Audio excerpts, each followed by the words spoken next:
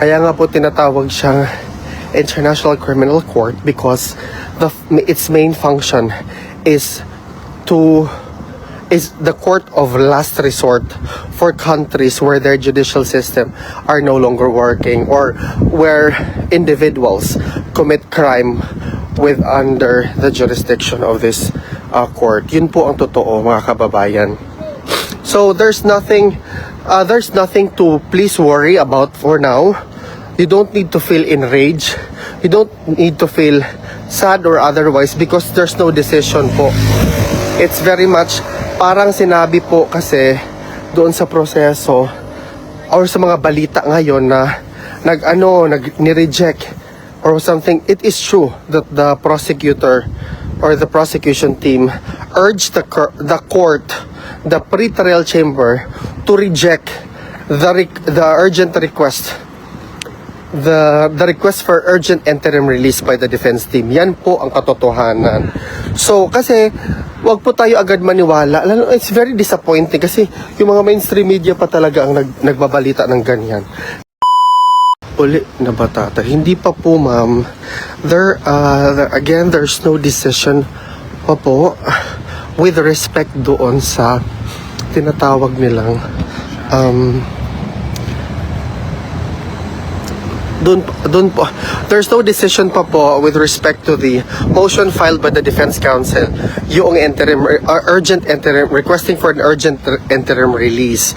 Mga kababayan, wag po tayong malito sa mga balita ngayon kasi there's no decision pa po.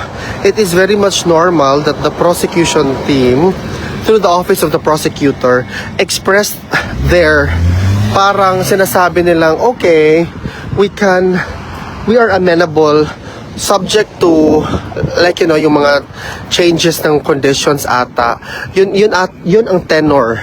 Yun ang tono ng submission ng prosecution team or from the office of the prosecutor. Okay, that hey, by the way, initially, 'di ba doon po sa sinumite na motion ng defense counsel, sinabi po nila there is a non-opposition from the prosecutor with respect to the submission to the request for an interim release to this country, which was redacted information. Dalawa lang po yung country na nasa list ata. Isang sinabi ni VP Inday na Australia, ang isa hindi po natin alam. However, sinabi naman ng prosecution team sa kanilang reply sa kanilang response na, hey, pwede baka siguro itong country na lang ito because we already have dealings with them before and we have an experience na okay naman sila, nag-cooperate naman sila sa court. So yun po. Wala pa pong decision, mga kababayan, with respect doon sa motion for interim release. Wala pa po talagang decision. The ICC or the pretrial chamber has not made judgment or render judgment doon sa tinatawag na interim release na sumite. Kailan ba makakawis Tatay Digong? Kainis naman, bakit ang tagal iuwi si Tatay Digong, ma'am? If you are facing an allegation or a case before the ICC, we are not talking in weeks or months. We are talking in years. Ganyan po katagal ang judicial process or ang proseso pag may hinarap ka pong kaso before the ICC. Kaya nga po tinatawag siyang International Criminal Court because its main function is the court of last resort for countries where their judicial system are no longer working or where individuals commit crime with under the jurisdiction of this court. Yun po ang totoo, mga kababayan. So there's nothing to please worry about for now. You don't need to feel enraged. You don't need to feel sad or otherwise because there's no decision po.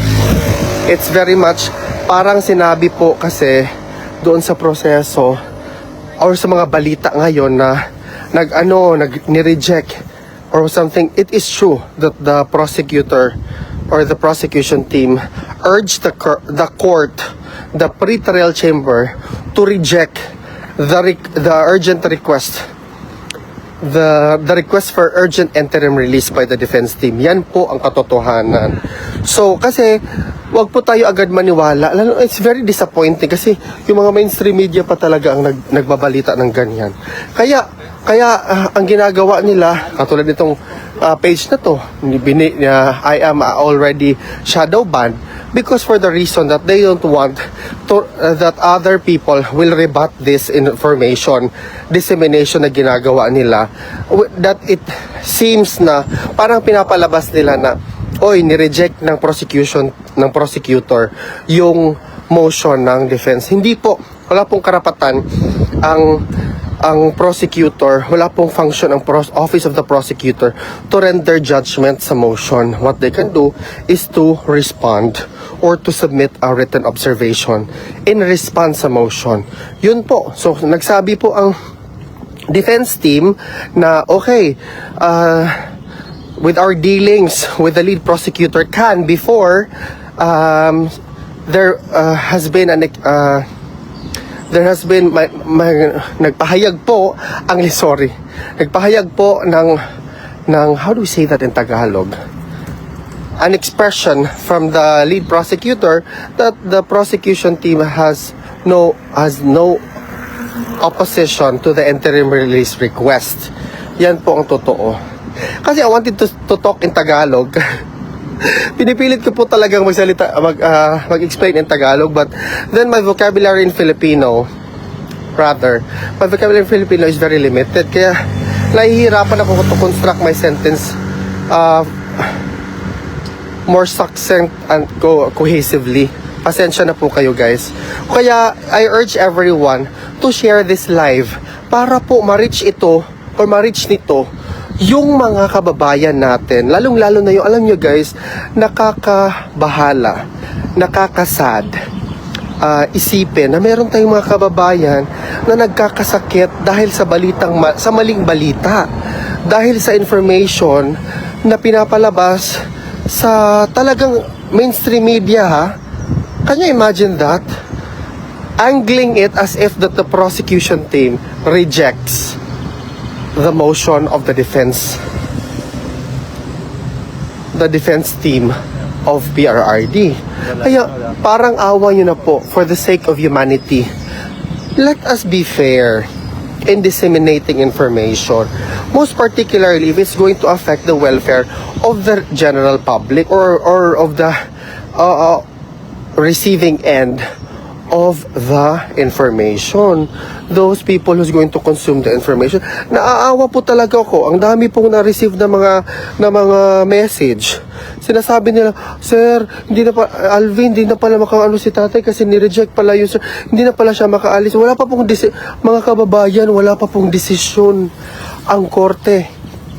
Ang pre-trial chamber 1, hindi pa po nagdesisyon doon sa motion na sinumite ng defense team. Paano po magkaroon ng desisyon na ni-reject na wala pa pong desisyon? Ang sitwasyon po, ang Team A, ganito na lang para mas madali. Ang Team A, defense ni Tatay Digong, nag-request sila ng motion, pwede ba mag-apply kami ng interim release sa kadahilan ng ganito, ganyan. Kasi po, meron naman pong express ng willingness ang country na ganito para i-host po si Tatay Digong for the whole duration of pre-trial. 'Di ba? Hanggang matapos tong pangyayaring ito. Yun po ang sabi ng Team A, yun po ang defense team. Ang Team B naman, yung Office of the Prosecutor, nagsumite sila ng reaction sa motion ng Team A. Sabi nila, by the way, meron din silang mga arguments. Ganito, ganyan, hindi pwede yan, ganito. Pero, maybe, it is possible, we are amenable if itong country na ito, in other words, hindi sila agree sa country ata na pinopose ng motion, sa motion ng Team A. Kaya, nagsumiti sila ng kanilang sariling reaction kasi yun naman talaga ang due process, guys. Hindi isang side lang dapat nating paniwalaan or dinggin. Both sides talaga yan. So yun po ang totoo, mga kababayan. Let us share the information talaga for people to know anong nangyayari dito. Kasi napaka-unfair naman guys na sinasabi nyo dyan sa mainstream media na ni-reject. That's not the case. Dapat ang sinabi nyo, the Office of the Prosecutor submitted their response to the motion submitted by the defense urgent interim release. They argued that ganito, that's to be fair, to make it not so parang alam mo yon, parang may anggulo ka na. Parang ano lang, kung ano lang talaga yung ginawa.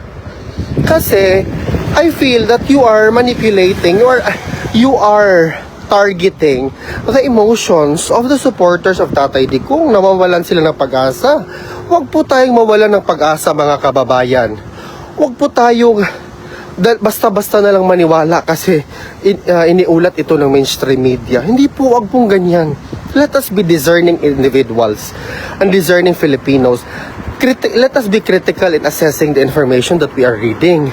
It's a simple Google search. Sabihin nyo, ICC decision, interim release. Wala pa. Kaya tingnan nyo po. Sinabi din niya ni VP Inday doon sa speech niya nung nasa Melbourne siya. Sabi niya, I also asked the legal team of PRRD. Sinabi sa akin yung decision, it will take months, not weeks. So yun po ang sagot. It will take months. Hindi po basta-basta na lang tayo maniwala na maniwala na lang kung ano-ano yung pinagsasabi ng iba. Hindi po. Alam nyo, naaawa talaga ako sa mga tao. Kanya imagine, magkasakit ang tao, hindi makatulog. Kanya imagine that, hindi makatulog, masakit, maganito, ganyan. Because of a balita, that is very sad, uy. It's very sad sa akin, on my part talaga na nasad ako. Kasi alam mo, lalo na yung mga matatanda na, nasad ako ba kasi they are very, they can be easily targeted sa mga ganitong mga manipulative doings or actions ng mga entities para to enrage them, to make them feel na ganito ganyan. Wag naman po sanang ganun. Maawa naman po kayo sa taong bayan, mga kababayan. Please let us refrain from engaging in such activities. Parang awa nyo. Ako naawa talaga ako, guys. Sa totoo lang. Pero sino ba namang maniwala sa atin? Na isa lang naman tayong normal na mamamayan. Kaya sa aking sarili, I am urging everyone to become a discerning mamamayan. To become a discerning Filipino talaga. Para hindi na lang tayo basta-bastahin na ganyan na bigyan na lang tayo ng balita, ganito. We are already in the technology age. Huwag na po tayong mag-rely lang sa isang medium to get information. It's not already back in the days na sa radyo lang tayo at sa TV. Hindi, meron na pong ibang platform ngayon. Doon po tayo sa tama, sa totoo, reflective of what's really happening on the ground. Yung walang walang anggulo, wala lahat. Ibalita mo lang talaga kung anong mangyari. Kung anong mangyari or kung ano yung nangyayari. Yun lang po. Wala nang iba pa. 'Di ba? Yun lang naman sana, guys. So, let us defeat the algorithm installed or instilled in this platform. Kasi I am already put in, nire-restrict na kasi itong account na to. But it didn't matter to me. What matters to me is for the information to be out there. Ibigay natin ang information para sa tao to consume, for them to assess, for them to be informed rightfully kung ano talagang nangyayari. Kaya i-share nyo ito, i-share. Mag-comment kayo. Let us increase the engagement para maloka silang lahat. Sabihin nila, ito talaga si Alvin, sakit talaga to sa ulo.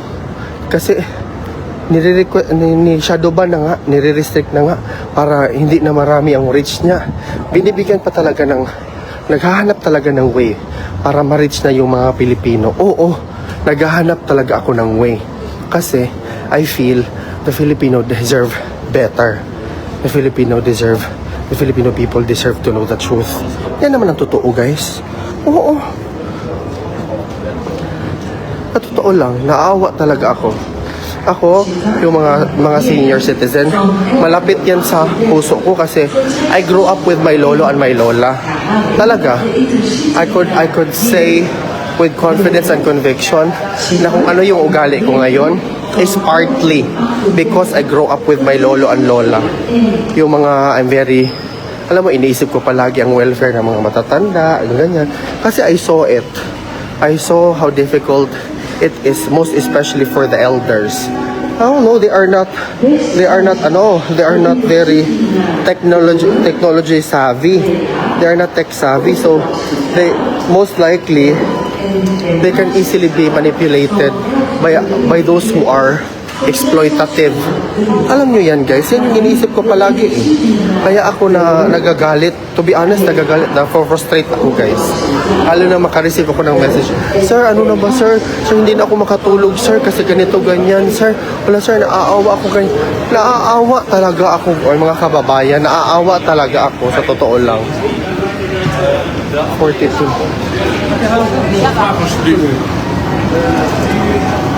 Platform 3 na pala. Oo. Sa totoo lang, guys, munang ako, I really hope na inyohan i-push, guys, ang i-push ninyo, i-share ninyo, i-share ninyo ng live para dito sa tininood ba may luoy ang tao. Luoy ang tao, guys. Ato tinood lang luoy. Inyo nang i-manipulate, inyo nang isisihon lang ninyo, kingon ana. O ni man,